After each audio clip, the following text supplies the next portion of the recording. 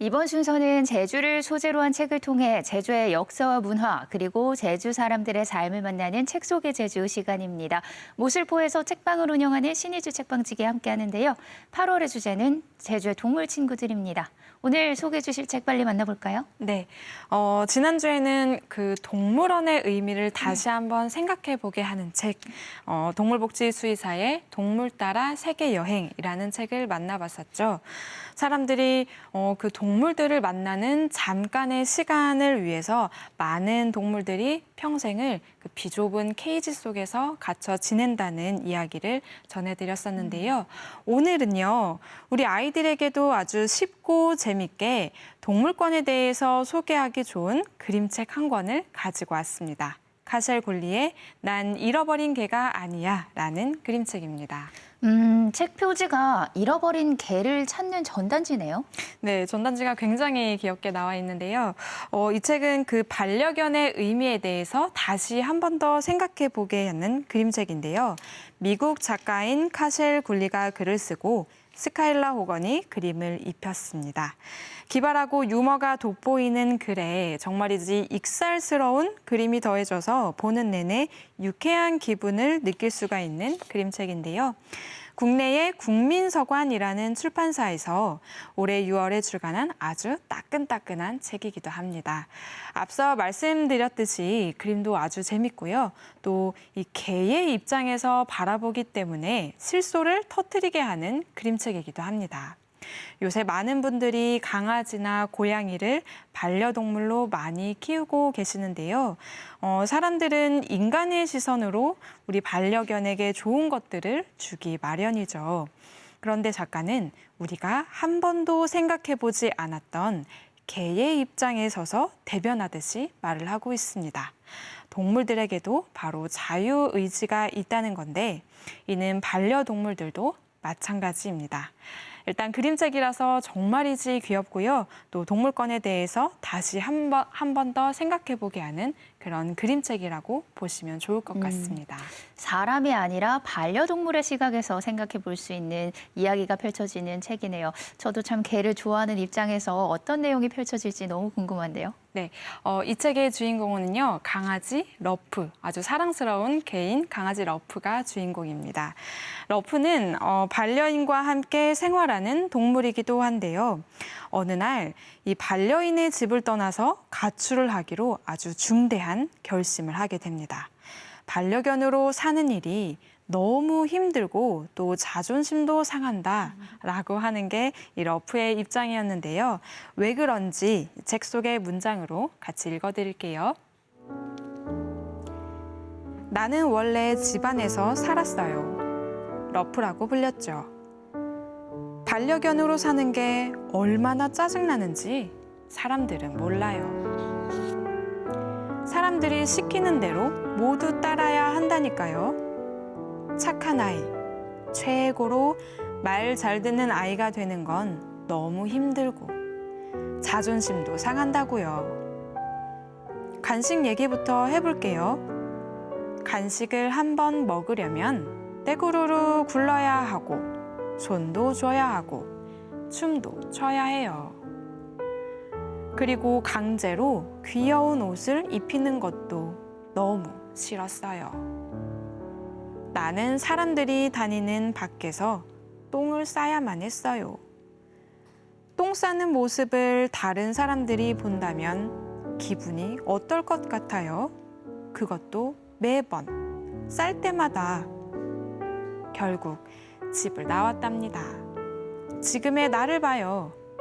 자유로운 늑대 같죠? 옛날의 개 러프는 이제 없다고요.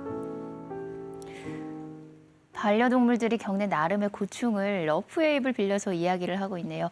귀엽기도 하고 어떤 면에서는 참 신선하게 다가옵니다. 네, 어떤 면에서는 또 이제 한편의 짧은 애니메이션을 보는 것과 같은 그런 기분이 들게 하는 그림책인데요.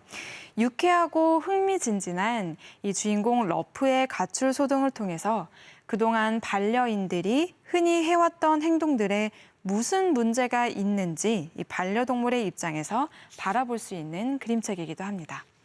이 책에서 보면요. 러프의 반려인 누나는 일반적인 사람들과 마찬가지로 반려동물에게 간식을 줄 때 절대로 그냥 주지 않습니다.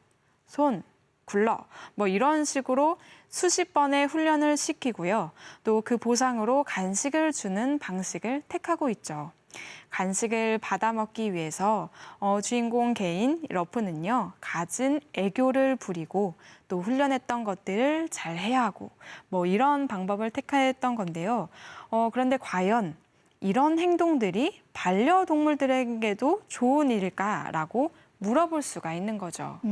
정말 흔히 볼 수 있는 거잖아요. 근데 입장을 바꿔서 생각을 해보니까 제가 간식을 먹을 때마다 누군가 요구를 들어주거나 개인기를 해야 한다면 기분이 썩 좋지는 않을 것 같네요. 네, 저도 사실 마찬가지인데요. 이걸 엄밀히 따지자면 복종이라고 말하기도 한답니다. 강아지가 원하든 말든 이 사람들은 자신들의 방식을 요구하고 또 그대로 따르기를 원하는데요.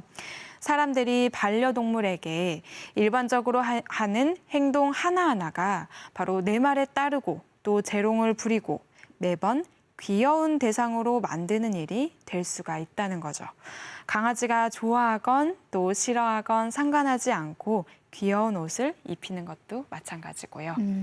반려동물을 위해서 한 행동들이 어쩌면 반려인 스스로 만족을 위해서 한 행동이었다는 말씀이시네요. 네, 맞습니다. 설령 이것이요, 그 반려동물에게 좋은 일이라도 할지라도 정작 이 반려견의 입장에서는 그렇게 썩 달갑지 않을 수도 있다는 건데요. 책 속 주인공 러프는 아주 통통하고 완만하게 굴곡진 자신의 몸매를 아주 사랑합니다. 그런데 수의사가 반려견이 너무 뚱뚱하다라고 말하는 순간 반려인 누나는 러프에게 매일같이 아주 맛없고 또 소화가 빠른 사료를 주기 시작합니다. 맛이 없으니까 러프는 당연히 싫어하겠죠. 네, 사람들도 몸에 좋은 야채 식단만 하는 것이 아니라 몸에 안 좋은 라면 같은 음식들도 즐겨 하잖아요. 이처럼 사람들은 자신들의 선택에 의해서 스스로의 욕구를 조절하는데 우리 반려동물들은 그렇지 않다는 거죠. 그런데 반려인들은 반려동물이 건강하게 오래 살기를 바라는 마음으로 다이어트 사료도 주고 그런 거잖아요. 균형을 어떻게 맞춰야 할지 좀 어렵게 느껴지기도 하네요. 네. 그런데 이 책은요, 단순하게 반려동물들이 싫어할 수 있으니까 하지 마라 라고 하는 것이 아니라요, 조금 더 나아가서 이 반려동물의 의미에 대해서 이야기해 볼 수 있는 그런 책이라고 보시면 좋을 것 같습니다. 아까 말씀드렸던 것과 같이 반려동물들을 단순하게 귀여운 대상 혹은 재롱을 부리는 존재로만 생각한다면 더 이상 반려동물이 아니라 애완동물로 취급하는 것과 다를 바가 없습니다. 우리가 반려동물들을 가까이에 두고 또 어떻게 보면 또 하나의 가족이라고 대하고 있잖아요. 그렇기 때문에 애완동물이 아니라 반려동물이라는 단어를 쓰기도 하는 건데요. 인간과 더불어 살아가는 존재로 과연 이 반려동물들을 우리가 존중하는 대상으로 바라보고 있는지 생각해 보게 하는 대목이 아주 많습니다. 함께 사는 동물에 대해서 반려동물이라고 부르지만 우리가 정말 함께 사는 진정한 가족이라고 생각하는지 되돌아보게 해주는 책이네요. 네, 맞습니다. 최근 들어서요, 강아지나 고양이뿐만 아니라 아주 다양한 동물들을 반려동물로 키우는 분들이 정말 많이 늘고 있는데요. 동물을 진정으로 사랑하고 또 이해하면서 책임감 있게 끝까지 키운다면 당연히 문제가 될 게 없죠. 하지만 일종의 유행처럼 나도 귀여운 것 하나쯤 들여볼까라는 심리로 쉽게 시작하는 분들이 있어서 안타깝습니다. 쉽게 시작하면 생각보다 키우기가 어려워서 또는 돈이 많이 들어서 등의 이 갖가지 이유로 외면해버리는 일이 종종 있어서 정말 안타까운 마음이 들기도 합니다. 지난주에 소개해 주셨던 책 내용이 생각이 납니다. 수의사가 가장 받기 싫어했던 전화가 동물원에 자신의 동물을 기증하겠다는 거였잖아요. 네, 맞습니다. 이 기증이라는 말을 그렇게 좋은 의미인 척 쓰는 게 부당하다고 지난번 저자는 말씀을 했었는데요. 반려동물이라는 의미가 우리에게 단순히 어떤 복종하거나 혹은 기쁨을 주는 단순한 존재가 아니라 우리 인간들과 함께 살아가는 그런 공존의 대상임을 다시금 생각해 볼 수 있게 하는 책이기도 합니다. 반려인과 반려동물의 관계를 어떻게 설정하면 좋을지 자연스럽게 생각을 하게 되는데요. 또 이 책은요, 이해의 폭을 넓혀주는 그림책으로 추천을 드리기도 합니다. 이 동물뿐만 아니라 다른 존재의 입장에서 이 상황을 바라보는 것이 얼마나 중요한지를 같이 말해주고 있는데요.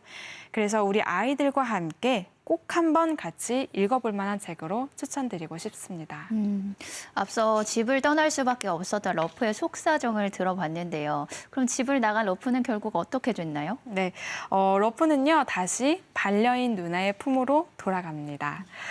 제 발로 집을 나와서 또 제 발로 들어간 셈인데요.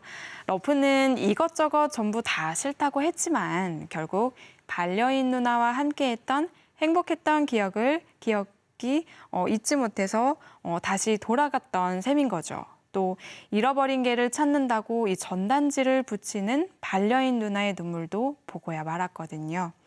러프는 자신이 반려인 누나의 가장 친한 친구란 걸 잘 알고 있습니다. 그래서 결국 집으로 돌아갔고 대신에 조금씩 양보하면서 자유로운 늑대로 살아가고 있다고 이 책에서는 마무리 짓고 있습니다. 결국 러프가 행복한 결말을 찾아서 참 흐뭇합니다. 책방지기는 책의 마지막 장을 덮으면서 어떤 생각을 하셨나요? 네, 그 반려인과 반려동물들의 어떠한 그 관계뿐만 아니라 우리가 일상에서 누구와 함께 한다는 것은 어떻게 보면 그 한쪽만 일방적으로 맞추는 것이 아니라 서로가 조금씩 양보를 하면서 맞춰 나가야 한다는 사실을 다시 한 번 더 생각해 볼 수 있게 했던 책인데요.